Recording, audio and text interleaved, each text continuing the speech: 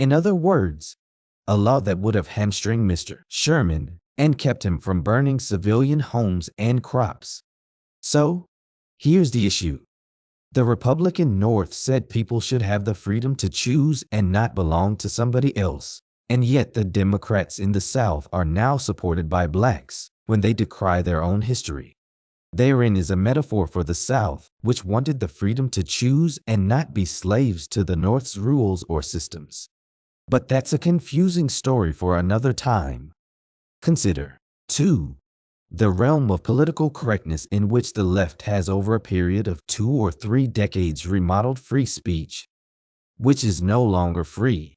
We now have no way to speak the entire English language without causing a firestorm.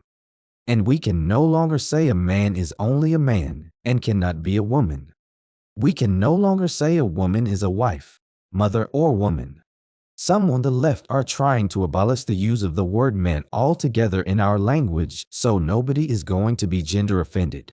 It's hard to say what they want to do with words like manifest, and whether actress Natalie Portman will have to change her surname to Portperson. We can no longer say mother or father, because women are no longer mothers. The progressive left is trying to label them as the birthing parent or gestational parent, and fathers as the non-birthing parent, so as to keep things gender neutral.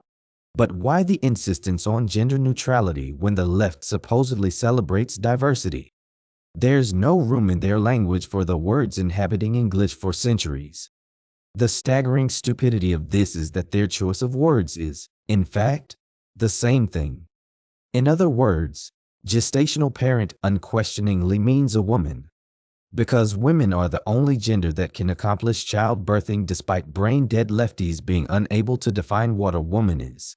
Look through any hospital delivery room, and the one with their feet in stirrups screaming like a banshee is always and forever a woman. If we are to avoid hurting the delicate feelings of left-wingers, we can no longer describe people by the pronoun that applied to them ever since Singlish evolved from the Phrygian language more than 1,500 years ago. No, no, no.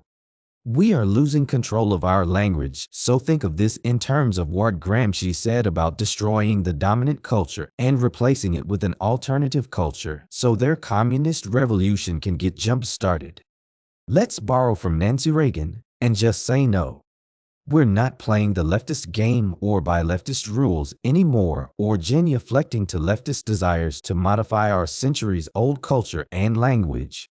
In other words, no, we aren't racist or we wouldn't have elected so many black politicians, a black president, and we wouldn't be raising hell with the school boards who have invested critical race theory into our curricula. No, we are not oppressing Latins. They, too, are in Congress, play major league sports, attend the best universities, and both ethnic groups star in Hollywood movies. One can hardly turn on a TV without seeing black actors making commercials or serving as news anchors.